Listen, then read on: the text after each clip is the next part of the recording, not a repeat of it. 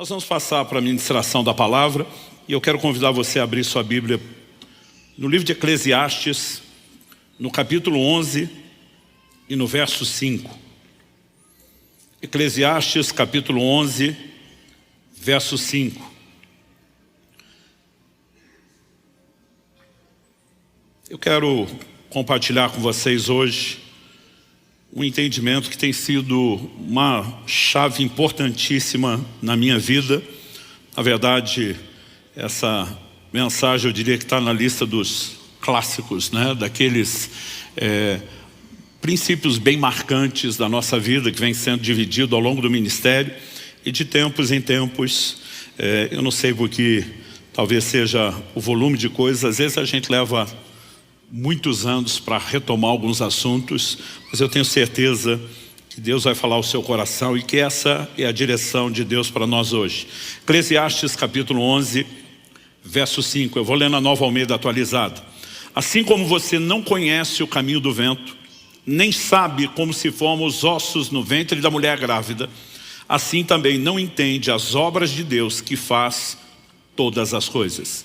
Será que você pode repetir esse texto comigo? Só para efeito didático e de memorização. Diga comigo: assim como você não conhece o caminho do vento, nem sabe como se formam os ossos no ventre da mulher grávida, assim também não entende as obras de Deus que faz todas as coisas.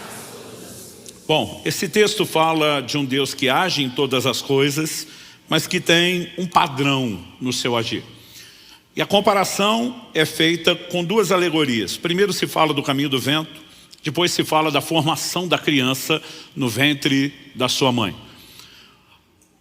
Na versão que eu estou usando, nós temos alternadas aqui algumas expressões e verbos. Assim como não conhece, depois ele diz não sabe, depois ele diz não entende. Na verdade, né, todas essas traduções, elas são exatamente variações da mesma palavra. No hebraico é a palavra iada.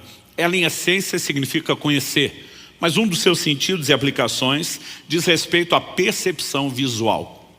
Agora, o elemento da percepção visual é algo que eu quero destacar nesse nível de conhecimento, não apenas como uma possibilidade de tradução, porque isso seria muito vago para a gente construir essa lógica, mas com a aplicação da própria ilustração. Quando ele fala do caminho do vento, ele está falando de algo real, inquestionável, que temos evidências, mas que acontece fora da vista dos olhos. Então sabemos o caminho do vento, porque em determinado momento a brisa soprando no rosto, né? Ou a gente vendo as folhas das árvores balançando, a gente não só tem evidência, mas sabe até a direção. No entanto, as correntes de ar se alternam o tempo todo. E a gente não sabe, como diz os antigos, onde é que o vento faz a curva, porque esses caminhos se alternam o tempo todo e são invisíveis aos nossos olhos. Ou seja, o exemplo fala de algo real, com evidências, inquestionável, porém invisível aos nossos olhos. O segundo exemplo não é diferente. Assim como não sabe como se formam os ossos no ventre da mulher grávida. Está falando do desenvolvimento da criança no ventre da sua mãe. Esse também é um processo real, inquestionável. Temos evidências. A barriga da mamãe vai aumentando, né, a cada mês. Sabemos que o feto está em desenvolvimento até que chegue a hora em que esteja maduro para o nascimento. Mas o processo acontece fora da vista dos olhos. Agora, se o texto falasse de conhecimento meramente no sentido de informação, a gente diria que essa declaração nem atualizada está mais. Porque hoje nós temos os conhecimentos aí da biologia sobre como se dá a calcificação, a formação dos ossos, mas o processo está fora da vista dos olhos. Ah, pastor, mas nós temos ultrassom, ecografia em cada um, né? Cada uma das duas gravidezes da Kelly, dos nossos dois filhos, nós também pudemos visualizar como estava em momento específico. O processo todo estava fora da vista dos olhos. De novo, algo real, inquestionável, com evidências, porém invisível aos nossos olhos. É depois de usar esses dois exemplos que ele diz assim também, do mesmo jeito, igualmente, semelhantemente, não sabes ou não conheces ou não vês as obras de Deus que faz todas as coisas. A Bíblia sustenta que Deus está agindo em todas as coisas. No entanto, esse agir é invisível aos nossos olhos. tema da minha mensagem hoje é o agir invisível de Deus. E há razões pelas quais Deus decidiu operar de maneira que eu e você não consigamos, vislumbrar exatamente. Às vezes até sabemos o que Ele está fazendo, mas não entendemos o como, não entendemos o quando, E há razões pelas quais Deus decidiu isso. Uma que para mim é bem evidente e inquestionável, diz respeito à fé.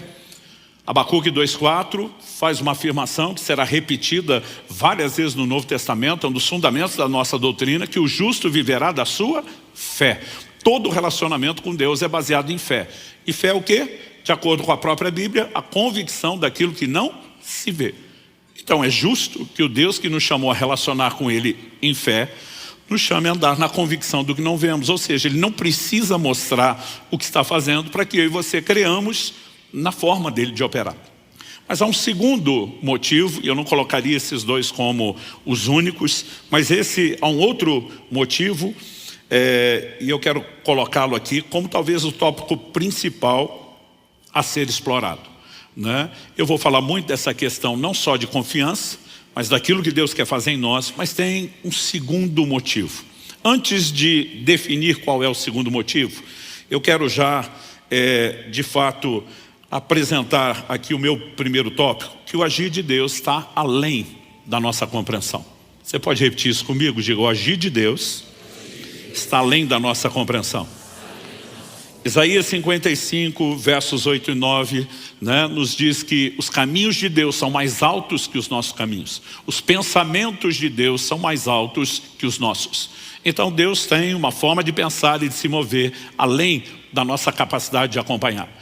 Em 1 Coríntios 2,14, a Bíblia diz que o homem natural, a palavra traduzida natural, psíquico, entregue ao psique sua mente, não entende as coisas do Espírito, e a Bíblia diz porque para ele são loucura. A verdade é que nós não temos capacidade de acompanhar Deus, seu raciocínio, seus movimentos. E não só já não teríamos condições de acompanhá-lo, como Deus não faz questão nenhuma de ficar explicando as coisas ou dar satisfação de tudo que Ele faz.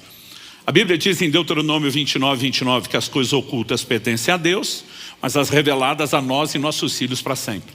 Isso significa que nem tudo está revelado, tem coisas ocultas, também significa que nem tudo vai ficar oculto, algumas Deus decidiu revelar, mas exatamente o que será revelado e o que permanecerá em oculto não depende da nossa escolha. Provérbios 25:2 diz que a glória dos reis é esquadrinhar as coisas. E essa afirmação está dentro de um livro que na sua grande maioria foi escrito por Salomão, homem a quem foi atribuído uma sabedoria incomparável, e que tinha conhecimento profundo e dissertava sobre tudo. As pessoas vinham de longe para ouvir sua sabedoria. Principalmente na antiguidade, o trono, o governo de um rei, ele era muito fortemente estabelecido na proporção do conhecimento. Então ele diz, a glória dos reis é esquadrinhar, é explicar. Mas na sequência, no mesmo Provérbios 25:2, ele diz, mas a glória de Deus é encobrir as coisas. Diferente dos reis, Deus não faz questão nenhuma de dizer, gente, eu explico para vocês. Algumas vezes ele está agindo justamente de forma oposta. Eu faço questão de não explicar. E a pergunta que eu e você precisamos fazer é que se Deus tem uma forma de agir além da nossa compreensão, ainda que Ele quisesse explicar e detalhar, e por mais que a gente não acompanhe, Ele acharia alguns elementos didáticos para nos auxiliar, mas esses outros textos sustentam que Ele não faz questão nenhuma de fazer isso. Primeiro, porque nos chama a um lugar de confiança. Mas segundo, eu quero te mostrar um outro motivo. Abra sua Bíblia comigo, se for rápido de endereço, Evangelho de Mateus, no capítulo 16. Jesus está com seus discípulos em Cesareia de Filipe e ele pergunta a eles, quem dizem os homens ser o Filho do Homem? E eles começam a falar, olha, tem gente dizendo que o Senhor é João Batista, outros que é Elias, Jeremias, outro profeta. Jesus falou, e vocês, quem dizem que eu sou? A Bíblia nos mostra que Pedro responde, tu és o Cristo, o Filho do Deus vivo. Quando Pedro responde isso, o que é que Jesus lhe diz? Verso 17 de Mateus 16. Bem-aventurado é você, Simão Barjonas, porque não foi carne e sangue que revelaram isso a você, mas meu Pai que está nos céus. Basicamente, Pedro, você não tinha essa informação. Você foi influenciado por uma intervenção divina, revelação. Você recebeu uma informação do meu Pai. Isso te levou a uma percepção de algo que você não tem. Bem-aventurado é você, palma para você, Pedro, porque ele deu aqui uma bola dentro. Mas não demora para ele dar uma bola fora. Se você olha o mesmo texto, né, quando chega no verso 21, a Bíblia diz, desde esse tempo, Jesus começou a mostrar aos seus discípulos que era necessário que ele fosse para Jerusalém, sofresse muitas coisas nas mãos dos anciãos, dos principais sacerdotes e dos escribas, fosse morto e, no terceiro dia, ressuscitasse. O verso 22 diz, então Pedro, chamando-o à parte, começou a repreendê-lo, dizendo que Deus não permita, Senhor, isso de modo nenhum irá acontecer. Outras traduções dizem, nunca, Senhor, isso nunca te acontecerá. Você consegue imaginar Jesus dando sermão em Pedro? Pedro dando sermão em Jesus, repreendendo Jesus? Eu fico imaginando a cena como se fosse hoje. Que isso, Jesus? Pensamento positivo? Levanta essa cabeça. Né? Para com isso. E eu fico imaginando a cara de Jesus com vontade de dizer, sabe de nada, inocente. Mas o que ele disse está no verso 23. Jesus, voltando-se, disse a Pedro, saia da minha frente, Satanás. Você é para mim uma pedra de tropeço, porque não leva em consideração as coisas de Deus, e sim as dos homens. Outras traduções dizem, não pensa nas coisas de Deus, mas nas dos homens. Outro dia alguém falou, pastor, Jesus chamou Pedro de Satanás? Não. Jesus reconhece que de novo Pedro se expôs a uma outra influência. Só que agora ele sintonizou em outra estação de rádio, né? É outro emissor. A primeira revelação vem de Deus. A segunda vem de uma outra influência. E ele está repreendendo a influência por trás de Pedro, que era maligna. Mas ao falar com a ação de Satanás por trás de Pedro, Jesus usa essa frase, você não pensa nas coisas de Deus e sim nas que são dos homens. E aqui que eu quero explorar o segundo motivo pelo qual o Deus que tem um agir além da nossa compreensão escolheu agir assim. Porque não é apenas eu e você que temos dificuldade de acompanhar seus movimentos. A Bíblia está nos mostrando que a forma de pensar de Satanás é parecida com a nossa, não com a de Deus. A Bíblia nos apresenta a figura de Satanás como um anjo caído. E na condição de anjo, ele é superior aos homens.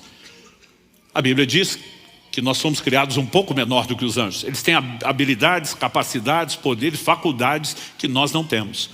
E a gente pode dizer, né, que o processador, comparando, usando a linguagem de computador, vamos dizer assim, o processador da mente de Satanás é bem melhor do que o nosso.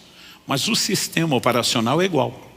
Então a velocidade de processar pode mudar, mas a forma de funcionar é parecida. Ou seja, se nós não acompanhamos os pensamentos de Deus, evidentemente que Satanás, ainda que tenha uma mente superior a nós, a Bíblia fala que a sua sabedoria se corrompeu, não que ele perdeu. Paulo diz, nós não ignoramos suas maquinações, outras traduções de seus ardis, mas, por melhor que seja sua mente e sabedoria, ele não consegue acompanhar os movimentos de Deus. E eu quero te mostrar que uma das razões pelas quais Deus decidiu agir de forma oculta, invisível aos nossos olhos, não é apenas porque eu e você, perdidos na história, temos que confiar, mas é porque Satanás também não consegue entender a forma de Deus agir, e Deus decidiu tirar proveito disso, né? Olhando para as Escrituras, a gente consegue perceber isso com muita clareza. Por exemplo, carta de Paulo aos Efésios, capítulo 3, eu vou ler dos versos 8 a 11. Ele diz, a mim, o menor de todos os santos, me foi dada essa graça de pregar aos gentios o evangelho das insondáveis riquezas de Cristo e manifestar a todos qual é a dispensação do mistério, que durante tempos passados esteve oculto em Deus, que criou todas as coisas.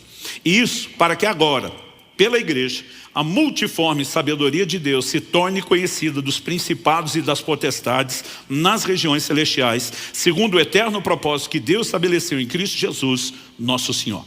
Então Paulo está dizendo que ele recebeu a graça, o privilégio de pregar aos gentios o evangelho. Só que ele diz, manifestar a todos a dispensação de um mistério, de um segredo, que esteve oculto, escondido por muito tempo, só foi revelado nesse momento. Mas no 10 ele diz, por que que Deus decidiu revelar só agora? Quando você olha para o Velho Testamento, gente, ele está cheio de promessas da vinda de Jesus e do Evangelho, mas todas elas são codificadas. Por isso que a Bíblia diz que a lei não tem imagem exata das coisas, sim a sombra dos bens vindouros. Deus deixou todo mundo sem entender até a clareza das suas promessas até o tempo oportuno. Por quê? Um dos motivos está no indicativo de propósito do verso 10. Para que agora, pela igreja, a multiforme sabedoria de Deus, não só sabedoria, mas multiforme, uma sabedoria que tem muitas formas, se torne conhecida dos principados e potestades, uma linguagem que é usada para falar dos poderes das trevas, nas regiões celestiais. Traduzindo, quando Deus levanta a igreja, ela é uma surpresa. Por que é uma surpresa? Quando você lê as páginas do Velho Testamento, toda a construção é feita em cima da promessa de um reino. Todo reino precisa de pelo menos 2 ingredientes indispensáveis: um rei e o povo sobre o qual ele irá reinar. Então Deus promete a vinda de um Messias, que seria o rei, mas isso era uma incógnita, estava oculto. Quem seria? Aos poucos Deus vai detalhando. Ele faz uma promessa a Abraão: em ti serão benditas todas as famílias da terra. Então Deus já sinalizou, vem da sua linhagem. Daqui a pouco ele faz uma aliança com Davi dizendo: alguém da sua descendência se sentará no trono. Mas ainda que a mensagem vá ganhando corpo, expressão e detalhes, ela ainda é vaga. Agora, quem seria o povo do reino? A mesma linhagem de Abraão. Quando a Bíblia diz: em ti serão benditas todas as famílias da terra, Gálatas 3,8 diz que Deus pré-anunciou o evangelho a Abraão. Então, Satanás concentra ao longo dos anos uma resistência a essa linhagem de Abraão, que é a nação de Israel. A Bíblia nos mostra no livro de Esté a tentativa do inimigo de, num só dia, destruir toda aquela linhagem, porque era a maneira de impedir o estabelecimento do reino de Deus. Agora, enquanto o diabo está distraído, lutando contra a nação de Israel, ele sequer percebe que Deus tem uma outra forma de agir. Quando você chega nos evangelhos, há uma declaração que tem que chamar a minha e a sua atenção. É quando é dito: das pedras, Deus pode fazer surgir filhos de Abraão. O que é que a Bíblia está dizendo? Vocês não têm noção de onde Deus vai tirar o cumprimento da promessa. Então, uma das coisas que Deus disse a Abraão: sua descendência será numerosa como a areia do mar. Mas Deus também disse: sua descendência será numerosa como as estrelas do céu. Basicamente, Deus prometeu uma linhagem terrena, areia do mar, e Deus prometeu uma linhagem celestial, as estrelas do céu. Em Gálatas, no capítulo 3, Paulo explica detalhadamente quem são os filhos da fé de Abraão, que isso inclui os gentios, os não-judeus. João capítulo 1 nos diz nos versos 11 e 12, Jesus veio para o que era seu, sua linhagem, mas os seus não receberam.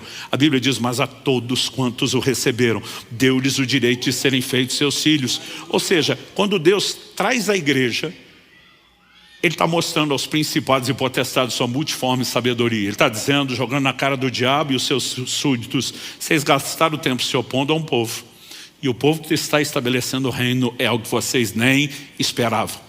Então, o que eu enxergo ao longo das Escrituras, e esse é o segundo tópico que eu quero compartilhar com você, é que Deus acaba colocando o diabo para trabalhar para ele. Satanás a serviço de Deus, né? Pastor, o diabo é empregado? Não. Ele é um parceiro, não voluntariamente. Mas porque fica no escuro e na ignorância, suas tentativas de se opor a Deus são sábia e soberanamente usadas por Deus em benefício de Deus e contra o próprio reino das trevas. Eu lembro, quando era garoto, ainda adolescente, de ouvir uma frase da irmã Valnice Milhomes que eu nunca mais esqueci.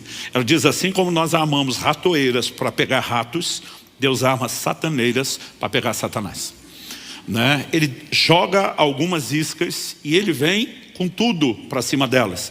Então, por exemplo, eu mencionei essa questão da igreja não ser claramente vista, mas quando nós falamos da própria vinda do reino, qual era o conceito, né, do Messias? Na cabeça de todo judeu do Antigo Testamento, o Messias seria um general de guerra que estabeleceria um reino natural. Por que todo mundo pensava isso? Por causa da profecia do livro de Daniel. O sonho de Nabucodonosor, no capítulo 2, diz que ele sonha com uma grande estátua. Essa estátua era composta de 4 tipos de metais diferentes: a cabeça de ouro, o peito e os braços de prata, o ventre de bronze, mas as pernas de ferro. Uma pedra era cortada assim auxílio de mãos, atingia a estátua nos pés. Ela era feito pó, levada pelo vento. Aquela pedra que destruiu a estátua crescia, se tornava uma montanha que enchia toda a terra. Daniel vai interpretar o sonho que o rei tem. Primeiro ele revela o sonho, que o rei nem lembrava, e depois interpreta. Ele diz: a estátua que você viu é composta de 4 metais diferentes. E diz: a cabeça de ouro é você, ó rei. está falando com quem? Com o imperador de Babilônia, que foi o primeiro império de proporção mundial. Nunca antes na história da humanidade alguém governou o mundo de seus dias. Babilônia foi o primeiro império mundial. Mas ele diz, depois de ti virá um reino inferior ao teu, ou seja, mudança de meteoro, mudança de reino. E o mesmo livro de Daniel nos mostra o que você deve ter estudado na história, né? Quem sucede Babilônia e estabelece o segundo império mundial foram os medo-persas, que por sua vez foram sucedidos pela Grécia de Alexandre o Grande, que por sua vez foram sucedidos pelo Império Romano, o último império de proporções mundiais. Quando a Bíblia diz que uma pedra é cortada sem auxílio de mãos, fala de algo que não tem interferência humana, mas divina. E a pedra é largamente usada na Escritura como uma das figuras que aponta para o Messias. A pedra que os edificadores rejeitaram, a pedra de esquina, a pedra angular, e a lista vai longe. Essa pedra vem e atinge a estátua onde? Nos pés, que eram do quê? De ferro. A profecia estava dizendo quando o Messias iria, nos dias do quarto império. É por isso que quando Jesus surge, uma das primeiras mensagens é: o tempo está cumprido e o reino de Deus chegou. Ele está dizendo, eu sou o cumprimento da pedra esperada que vem nos dias do quarto império. Agora, a profecia dizia que ele ia bater na estátua, esmiuçar aquilo tudo. Ou seja, Deus está dizendo, eu vou acabar com essa brincadeira dos homens governarem a terra. Eu vou colocar fim ao reino dos homens.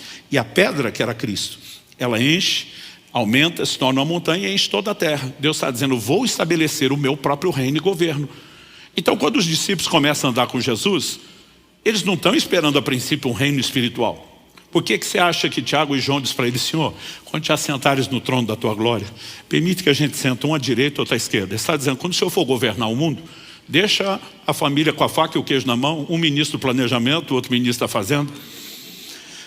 Essa era a percepção que eles tinham. Aliás, Jesus tem que explicar para eles. O reino de Deus não vem com aparência exterior, né? Não adianta dizer ele aqui ou ele ali. O reino de Deus está dentro de vós. Ele começa a falar de um cenário onde o reino seria estabelecido no plano espiritual primeiro.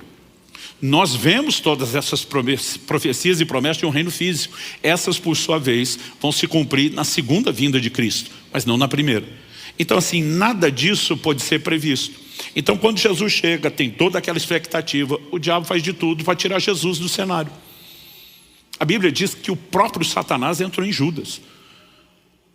É o único caso na Bíblia onde você vê uma possessão do próprio Satanás, o líder de todo o reino das trevas. Essa ele não terceirizou. Acho que ele estava naquele modo, quer que seja bem feito, faça você mesmo, né? É a única vez, porque é uma batalha sem precedentes.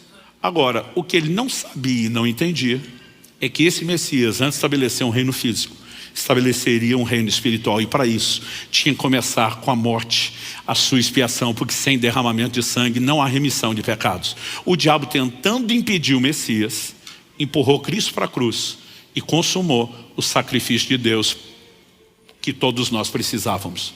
Grande opositor, ele garantiu que eu e você fôssemos redimidos. Agora, Cristo ressuscita, ele descobre que não conseguiu parar o povo do reino. E que toda tentativa, o rei do reino, e que toda tentativa de parar o povo do reino, enquanto ele concentrou o ataque na nação de Israel, ele descobre que agora o povo do reino é a igreja. Então ele vira o canhão para a igreja. Atos 8, verso 1, diz que uma grande perseguição se levantou contra a igreja. E aquela igreja de milhares e milhares de crentes, a Bíblia diz, todos foram dispersos, a não ser os apóstolos. Você imagina isso? Que da noite para o dia, né? Aquela igreja de milhares e milhares de pessoas ficou com 12 líderes, que não tem mais ninguém, porque todo mundo fugiu para salvar o couro. Agora, Deus deu uma ordem que a igreja não estava cumprindo. Atos 1:8. Recebereis poder ao descer sobre vós o Espírito Santo. Sereis minhas testemunhas. Onde? Judeia, Samaria, Jerusalém, Judeia, Samaria, até os confins da terra. Deus está falando de uma progressão geográfica. Para você entender, aqui a gente poderia dizer Curitiba, região metropolitana, Paraná e Brasil. Ele está ampliando. Só que esse povo prega o evangelho de Jerusalém. O povo da Judéia vem até eles, mas Samaria, os confins da terra, ó, os anos se passam e nada. Só quando a perseguição veio, porque agora o diabo está tentando parar a igreja, a Bíblia diz que por onde fugiam, eles começaram a anunciar o evangelho. Então agora o evangelho vai entrar em Samaria, será espalhado, né, muito além. E o diabo, tentando parar a igreja, se tornou o primeiro agente missionário da história da igreja. Mais uma sataneira diante dele, né? Olhando para as Escrituras, gente, nós precisamos de fato entender e compreender essa verdade. O diabo não está fora de controle. Os crentes às vezes estão dando poder demais. Não podemos, como Paulo diz, ignorar seus ardis, suas maquinações, não podemos deixar de vigiar, não podemos brincar, mas alguns estão dando mais força e poder do que ele de fato tem. Martinho Lutero, o grande reformador, dizia: o diabo é o diabo de Deus. Eu gosto do exemplo de que ele é como um cachorro na coleira. Ele só vai até onde o tamanho da corrente permite. Sua esfera de ação tem limites. E quando chegar a hora certa, Apocalipse 20, de 1 a 3, o apóstolo João diz: eu vi descer do céu um anjo, um só, e prender a Satanás por 1000 anos. Na hora que chegar o momento de tirá-lo de circulação, não vai precisar necessariamente de Miguel e todos os exércitos celestiais. A Bíblia diz: um anjo será suficiente para tirá-lo de circulação. Só que a Bíblia diz: mas no final dos 1000 anos, importa que ele seja solto por um pouco de tempo. Por quê? Porque antes de ser lançado no lago de fogo e enxofre, bem feito para ele, ele vai fazer um último servicinho para Deus. Nós precisamos entender que Deus, na sua grandeza e soberania, consegue extrair lucro disso. E é quando você entende esse desenho que talvez faça sentido algo que para mim foi muito difícil compreender. O que eu quero chamar de permissões divinas para ações satânicas. No livro de Jó, nós vemos um cenário onde claramente o diabo toca a vida de Jó, que era um homem de Deus e abençoado. Em Jó, no capítulo 3, no verso 25, ele diz: aquilo que eu temia me sobreveio, o que eu receava me aconteceu. Eu pegava essa fala de Jó e dizia: Jó é o responsável por tudo que lhe aconteceu, porque a partir do medo ele deu espaço para Satanás. O medo é inquestionavelmente uma fé ao contrário, é a convicção de que algo ruim vai acontecer. Mas eu gostaria de dizer que foi o diabo, que foi Jó que deu lugar ao diabo, porque a única outra opção não é agradável para nós. O diabo só pode tocar em alguém com permissão, ou da própria pessoa, ou de Deus. Um dia uma pessoa me aborda e diz: Luciano, você honestamente vai tentar sustentar essa versão, que foi o medo de Jó, única e exclusivamente? Olha o que Deus diz no capítulo 1, jogando na cara do diabo: viste meu servo Jó, não há ninguém justo, irrepreensível como ele na terra. Deus chamou o cara de irrepreensível. E você está tentando botar defeito nele. A verdade é que quando você elimina a possibilidade de Jó ter aberto a porta, só tem um. Quem foi? Deus. E o texto diz isso, quer você goste, quer não. Quando Deus elogia Jó, o diabo diz também: você abençoou o cara, abençoou as obras das suas mãos e o cercaste com uma sebe. Sebe significa um muro de proteção. O diabo está dizendo para Deus: além de abençoar o cara, deixar ele todo feliz e contente, o Senhor o protegeu para que eu não toque. O diabo diz: me deixa tocar para ver se ele continua fiel. Então Deus remove um nível da proteção e diz: você pode ir até aqui, além disso você não vai. Começam as perdas materiais. Num segundo instante Deus diz: toca no corpo, mas não tira a vida. Gente, eu lia isso, eu ficava apavorado de pensar que foi Deus. Porque a vontade era dizer para Deus: não, não é assim que o Senhor é Deus. O Senhor ganha para proteger a gente, não para entregar a gente para o inimigo. E a gente tem isso de querer dar sermão para Deus. Daqui a pouco eu vou contar a história da crise que eu passei em relação a isso. Só que quando você olha para o texto e vê a permissão divina, isso dá um baita no conflito na cabeça da gente. Agora, se fosse o único texto, a gente iria assim que está obscuro. Mas o padrão vai se repetindo ao longo das Escrituras. Se você puder me acompanhar, Lucas 22, versos 31 e 32, tem uma conversa de Jesus com Pedro, que na linguagem dos meus amigos carioca é no mínimo sinistra. Os dois estão conversando. Jesus fala assim: Simão, Simão, Lucas 22, eu vou ler o 31 e 32. Eis que Satanás pediu para peneirar vocês como trigo. Eu gosto de ler a Bíblia me colocando dentro da história, me imaginando na situação. Eu imagino se sou eu, Pedro. A gente andando, conversando, e ele diz: pois é, Satanás pediu para passar peneira nos seis e ver o que é que sobra. Uma conversa assustadora. Mas acho que eu diria: Jesus, o Senhor não ia permitir uma coisa dessa, né? Aí na minha cabeça imagino Jesus em silêncio, só sorrindo, sem falar nada. Jesus, nem brinca, o Senhor não ia permitir uma coisa dessa. Imagino Jesus até olhando para cima, subiando, sem falar nada. E insistindo, Jesus, o Senhor não ia permitir isso. Aí vem a resposta no 32. Eu, porém, orei por você. Quando você lê aqui, puxa, ele não vai deixar. Mas ele termina a frase, para que a sua fé não desfaleça. Traduzindo, permissão concedida, Pedro. A peneira vai comer solta. Mas isso não significa que eu estou abandonando você.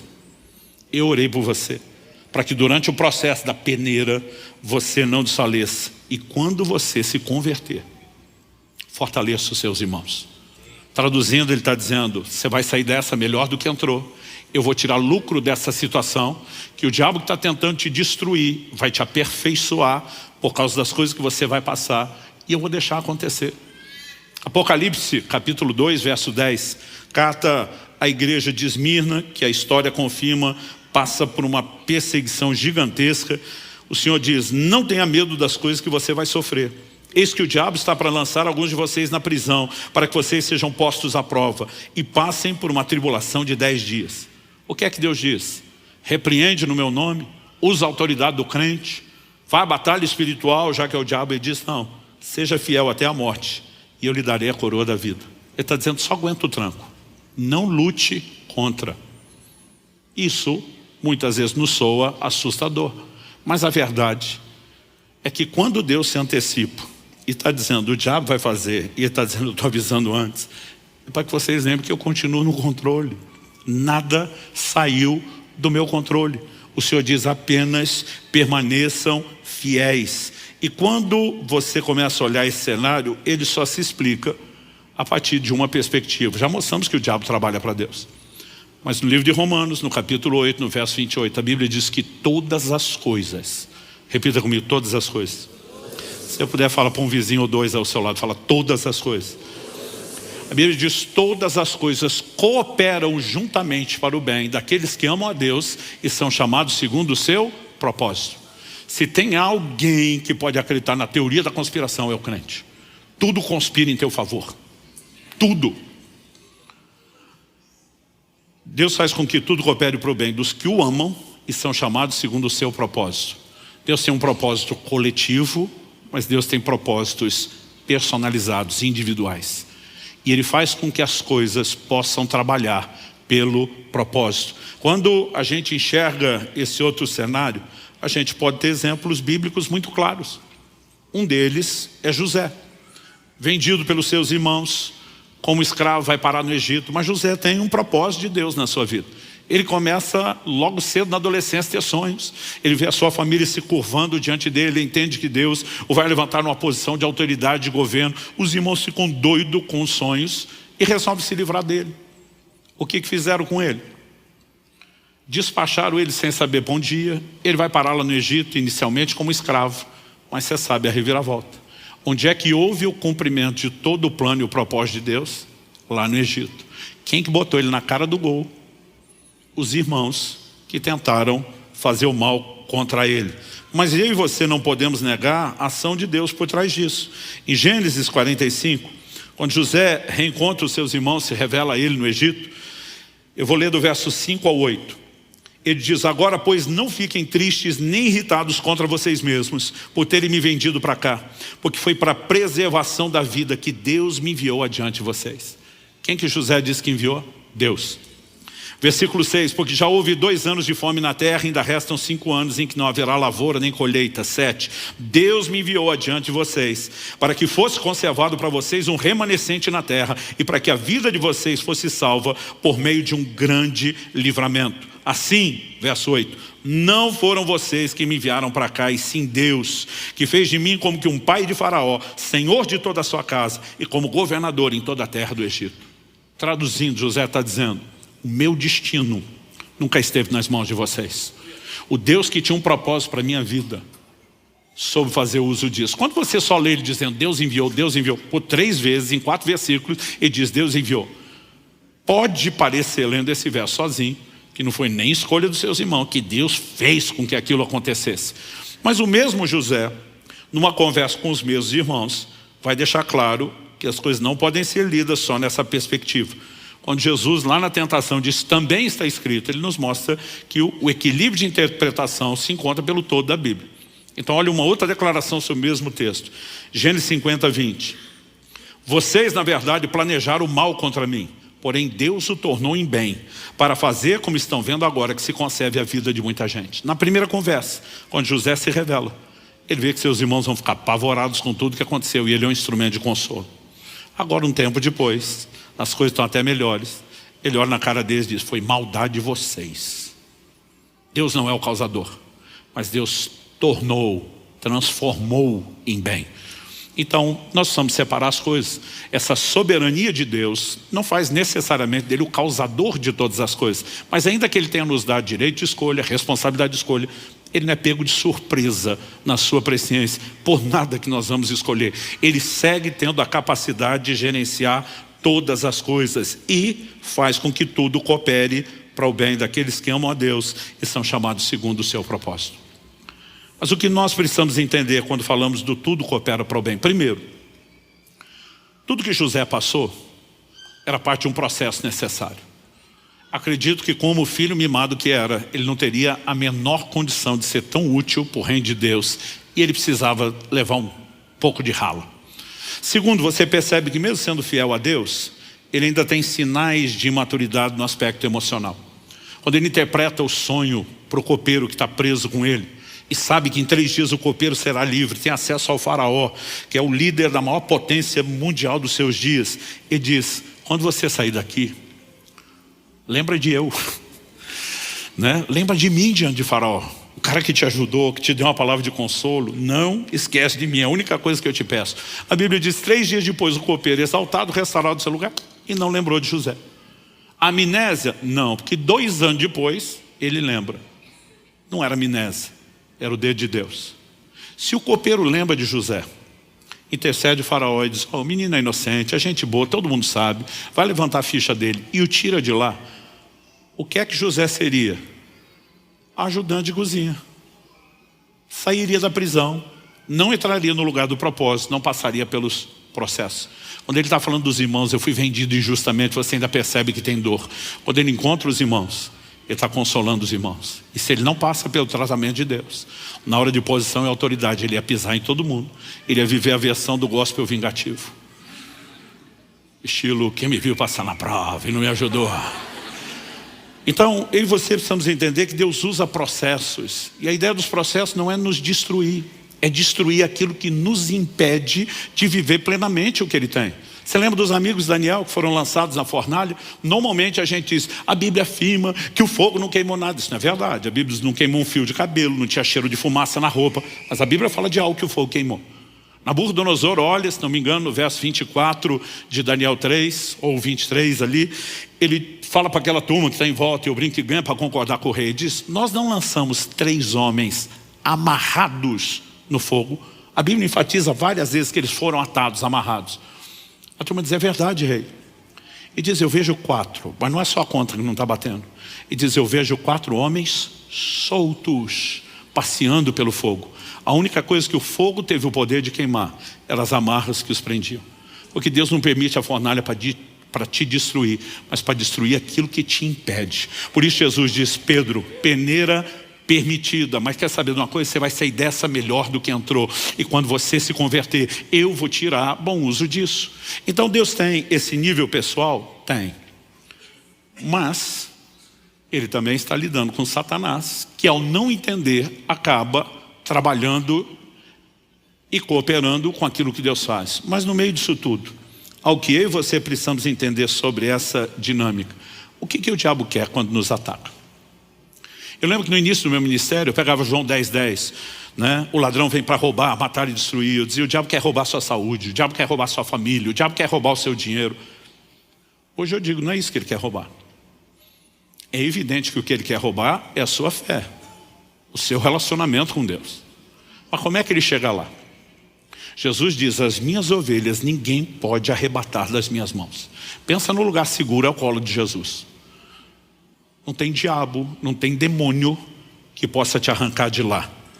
Esse é um bom momento para você dizer amém, glória a Deus, alguma coisa do gênero. Como Paulo diz em Romanos 8, 38 e 39, porque estou bem certo de que nem a morte, nem a vida, nem os anjos, nem principados, nem as coisas do presente, nem do porvir, nem altura, nem profundidade, nem qualquer outra criatura poderá nos separar do amor de Deus, está em Cristo Jesus. Ele diz, ninguém vai arrancar você da minha mão. Então não tem diabo para te tirar de lá, mas o diabo sabe que você não é um prisioneiro, um refém do amor de Deus. E ele sabe que a hora que você quiser, você desce do colo. Agora, nenhum de nós é besta de largar esse lugar bom simplesmente para se expor. Então qual é o jogo do diabo? Trabalhar fomentando o engano e nos colocar contra Deus, para que, aborrecidos com Ele, a gente se afaste. E quando a gente se afasta, esse é o momento que Ele consegue nos tocar.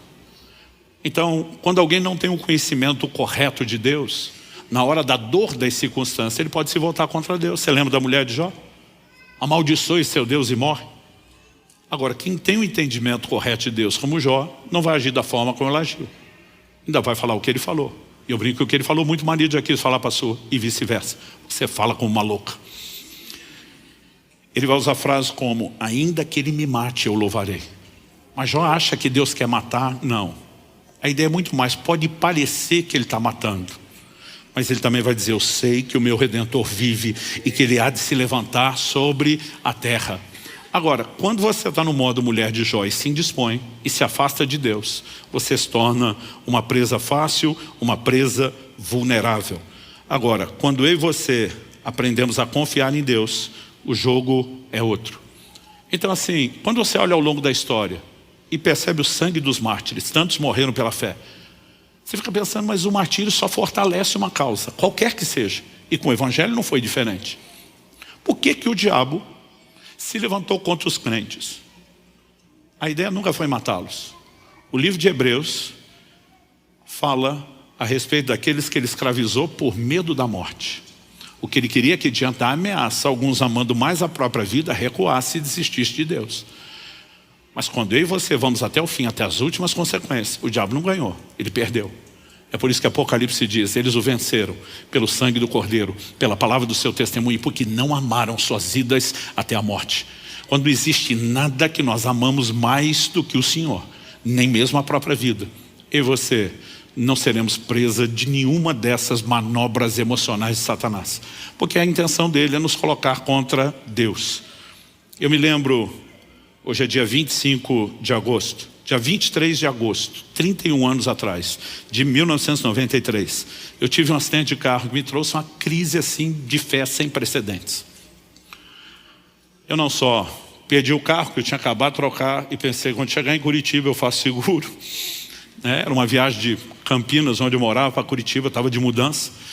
Eu não só perdi o carro, toda a minha mudança está dentro do carro, perdemos tudo. O que não estragou no acidente foi roubado enquanto o carro estava lá na estrada e a gente era atendido.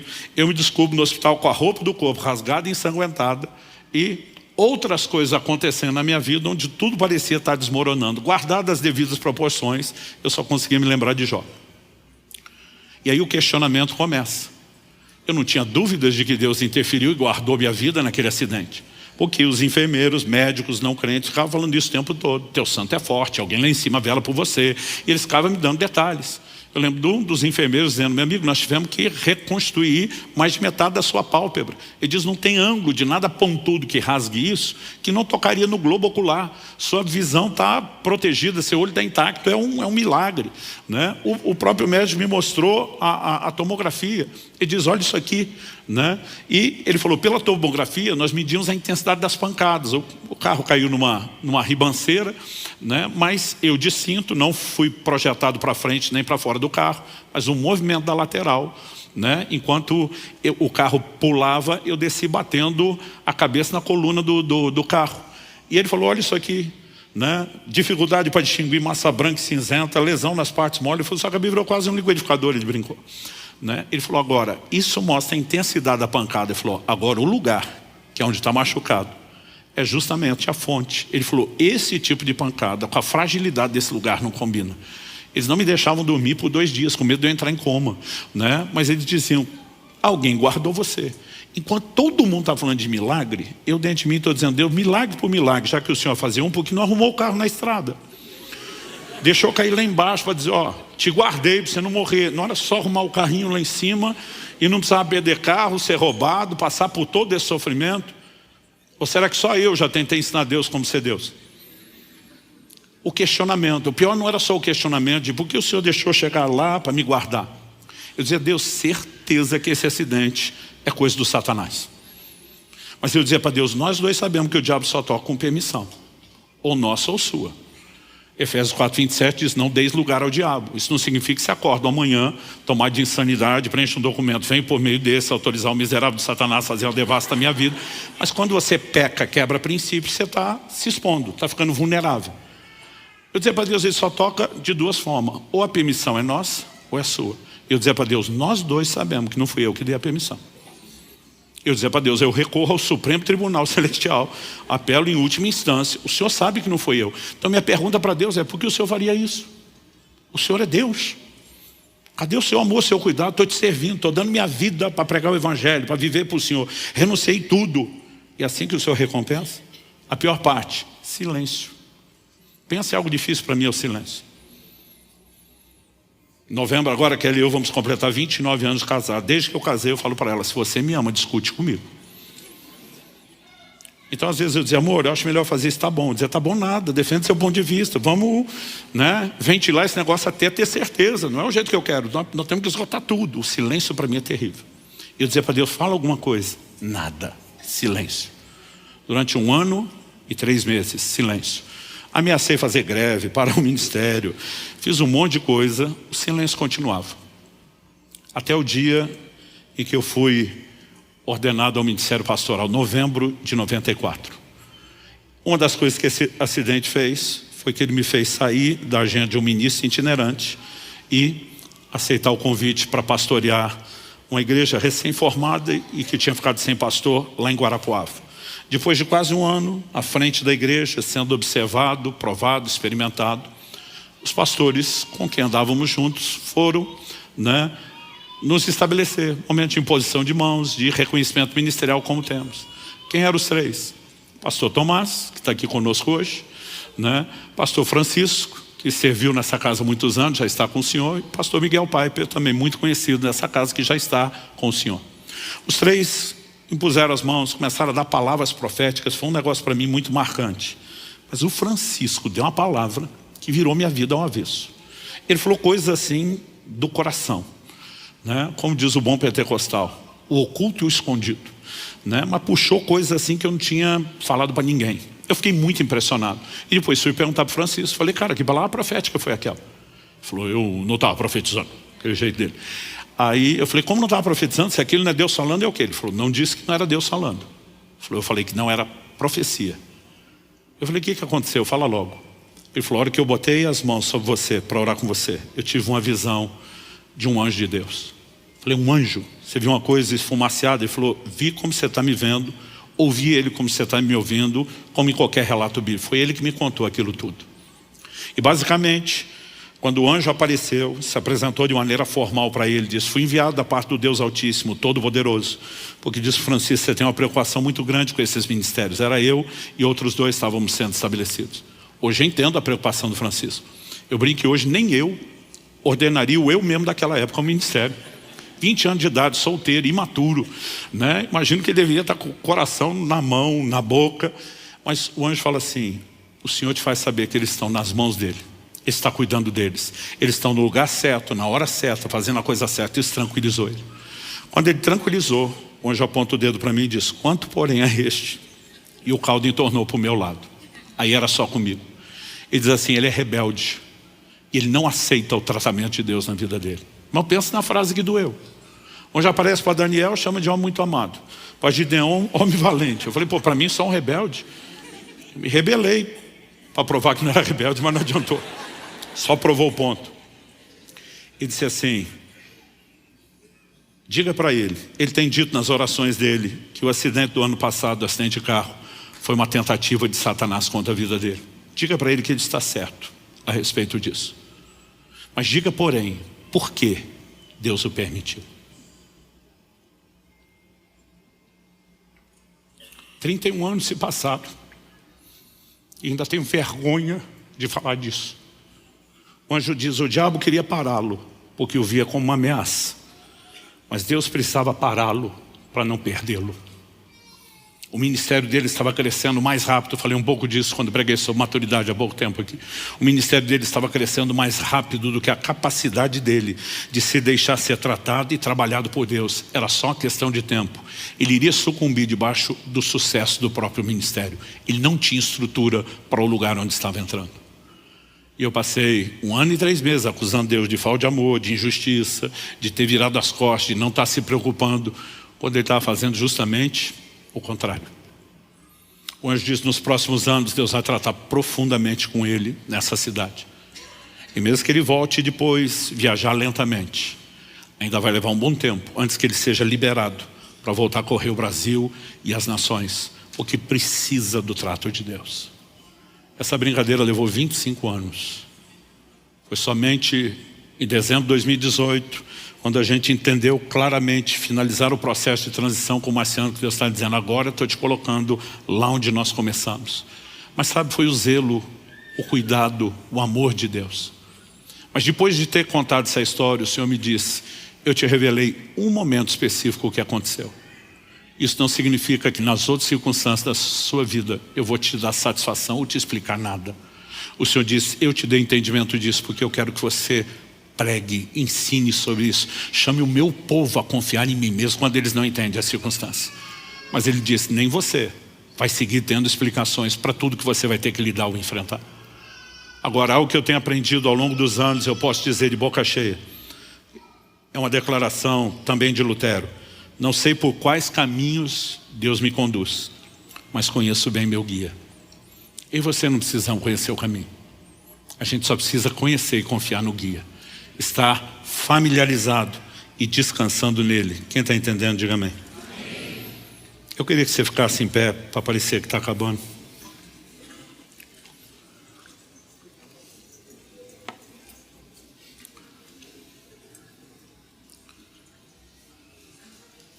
Quando eu era garoto, se falava muito no meio cristão de um poema que nós apelidamos de Pegadas na Areia. O título original era Hoje Eu Tive um Sonho. Para a nova geração que não conhece o que é, para a antiga, eu acho que é bom lembrar. Para a nova geração que não sabe do que se trata, deixa eu resumir. Essa pessoa, ainda há muito questionamento de quem é de fato a autoria, mas acreditam que é uma missionária, uma canadense chamada Margaret Powers. Ela disse que sonhava que caminhava pela areia da praia. Mas embora ela se visse sozinha, quando ela olhava, ela percebia 2 pares de pegada. E ela entendia que o par de pegadas do ser invisível era de Deus ao seu lado. Mas há um momento de questionamento. Porque ela disse que quando olhava para trás, nos momentos mais difíceis da sua vida, ela só via um par de pegadas. E ela questionava: Deus, onde o Senhor estava? Na hora que eu mais precisei do Senhor. Por que o seu par de pegadas sumiu? Por que é que o Senhor não estava lá? E a resposta de Deus no poema era a seguinte: filha, o par de pegadas sumiu, não foi o meu, foi o seu. Nesses momentos, eu estava te carregando no colo. Esse poema ganhou uma outra configuração, outro significado para mim, depois de entender essas coisas. Eu creio que chegará o dia onde Deus vai nos permitir ter acesso e explicação a muita coisa que nós não temos. E eu espero que você não precise chegar aquele dia para, com a vergonha do tamanho da minha, parar de acusar Deus no coração de não estar te amando ou cuidando de você. Nós podemos entrar no lugar de confiança. Deus decidiu agir dessa forma. E Ele fez questão de avisar: assim como não sabes o caminho do vento, nem como se fomos ossos no ventre da mulher grávida, assim também não sabes as obras de Deus, que faz todas as coisas. Deus está dizendo: você não está vendo, não é porque eu não estou agindo, é porque o meu agir é invisível aos seus olhos. Às vezes Ele pode falar o que está fazendo ou o que vai fazer. Nós ainda temos dificuldade para entender o como e o quando. E nós vamos ter que andar nesse lugar de confiança. Mas hoje eu não vim só provocar a sua fé. É lógico que nós precisamos confiar em Deus, entender a soberania e a grandeza de Deus. Eu gosto de tocar nesse assunto para tripudiar um pouco em cima do diabo também. Mas Deus quer nos chamar a um lugar de resposta.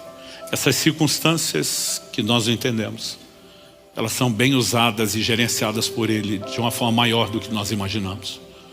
A igreja fala pouco dos processos, dos tratamentos de Deus.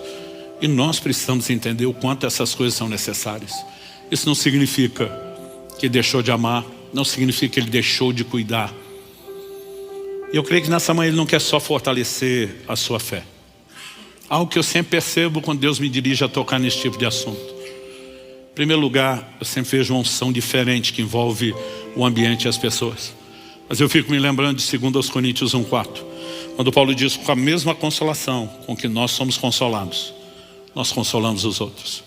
E de alguma forma parece que aquilo que Deus fez transborda. É como se Deus, em momentos como esse, também ligasse um lugar de percepção e discernimento em mim. E às vezes é difícil para mim gerenciar isso enquanto eu falo, porque é como se um radar no meu espírito fosse ligado. E eu consigo perceber a dor de muita gente. Gente em questionamento. Gente que o diabo está tentando explorar, que questione o amor de Deus e saia do colo de Deus. Eu quero lhe implorar, não deixe esse lugar. Permaneça nesse colo, nesse lugar seguro, entendendo ou não entendendo. Porque o que o diabo quer é que você duvide de Deus, é que você se volte contra Ele, é que você se entristeça contra Ele. Mas o que Deus espera é que você confie. O caráter dele está acima de qualquer suspeita. Ele é fiel, jamais será infiel. Ele é justo, jamais será injusto. Ele segue sendo o mesmo. E nós podemos e devemos entrar nesse lugar de descanso. A Bíblia diz: nós os que cremos entramos no descanso. Existe algo pesado, dolorido dentro de muitos de nós, precisa sair quando nós cedemos a esse lugar de descanso. E eu creio que nessa manhã Deus quer trazer esse toque. Ele quer que você entenda que a única razão dele estar permitindo esse fogo é para queimar as amarras que te prende, não é para destruir você. É para poder dizer, quando você sair dessa, melhor do que entrou, porque eu não te abandonei, estou intercedendo por você. Gente, eu amo quando descubro que tem gente orando por mim. Eu ouço isso o tempo todo. Naquela ocasião do acidente, nós não tínhamos internet, essas informações. Eu recebi tanto telefonema, aconteceu algo na tarde do dia tal. Eu perguntava por quê. As pessoas diziam: Deus me fez parar tudo para orar por você, a sua vida. Era a tarde do acidente. Eu me lembro de uma ocasião que eu estava no Mato Grosso, acho que no Mato Grosso do Sul. Entro num voo às 3 da manhã, algumas dessas aviações não tem mais hoje, Varig ou VASP, alguma dessas. Eu entro no voo e eu começo a ter uma inquietação que eu nunca tive. É uma impressão dentro de mim, aquela aeronave vai ter um problema sério. Porque eu falo: Deus, eu sempre estou descansado no Senhor, no seu propósito. Mas se isso é um alerta, não adianta apenas eu levantar e sair, porque se é um alerta é o resto do povo. E eu começo a orar e interceder. Se vai haver algum problema, não deixe essa aeronave sair do chão. E ela não saiu. Pediram para a gente descer, necessidade de uma manutenção imediata. E das 3 da manhã nós saímos só às 9h30. Por que eu estou dizendo isso? Quando finalmente voltei para casa, a filha do Ney, pastor que está à frente de Irati, na época nós estávamos baseados lá ainda antes de vir para cá. Ela tinha acordado às 3 da manhã, foi chacoalhar o pai na cama. Eu disse: pai, levanta. Deus está dizendo que nós temos que orar pelo pastor Luciano agora. Você vai me dizer que é coincidência? Eu fico feliz quando eu ouço que tem gente intercedendo. Mas você sabe quem é o nosso melhor e infalível intercessor? O livro de Hebreus diz que Cristo vive para interceder por nós. Ele disse para Pedro: eu roguei por você. E nesse exato momento, agora, enquanto falamos, está diante do trono, clamando para que você não desanime, para que você não sucumba à pressão, para que você seja fortalecido, para que você continue. Eu gostaria que você colocasse sua vida diante de Deus, dizendo: Senhor, eu não quero sair daqui só com informação, eu não quero sair daqui só motivado emocionalmente. Eu clamo uma descarga sobrenatural na minha fé, a compreensão que vem pela palavra. Eu clamo teu toque de consolo. Fala com Deus do seu jeito, da sua maneira. Eu vou orar por você, mas mais importante do que ouvir minha oração é que você faça a sua. Você que nos acompanha pela transmissão, ou mesmo posteriormente por meio dessa palavra gravada, nesse momento, aonde você estiver, eu creio que Deus fará algo por você e pelo seu coração também. Pai, eu abençoo meus irmãos e irmãs. Eu oro que aquilo que o Senhor começou nesse momento, pela ministração da palavra, não se limite somente ao tempo dessa reunião. que o Senhor continue a trabalhar em nós. Não apenas uma compreensão progressiva, uma aplicação prática e personalizada, mas, Pai, nós oramos por esse fortalecimento da fé, por esse consolo sobrenatural, e nós oramos que, de fato, Satanás não consiga prevalecer em seus ataques contra nenhum dos meus irmãos e irmãs. Que tudo que ele tem intentado se torne mais uma vez uma sataneira, que exalte e glorifique o Senhor, que nos leve a viver a plenitude do seu propósito. Nós oramos por fortalecimento da fé, em nome de Jesus e para a glória de Deus. Se você crê e concorda, diga amém. Se você recebe essa palavra, diga eu recebo em nome de Jesus.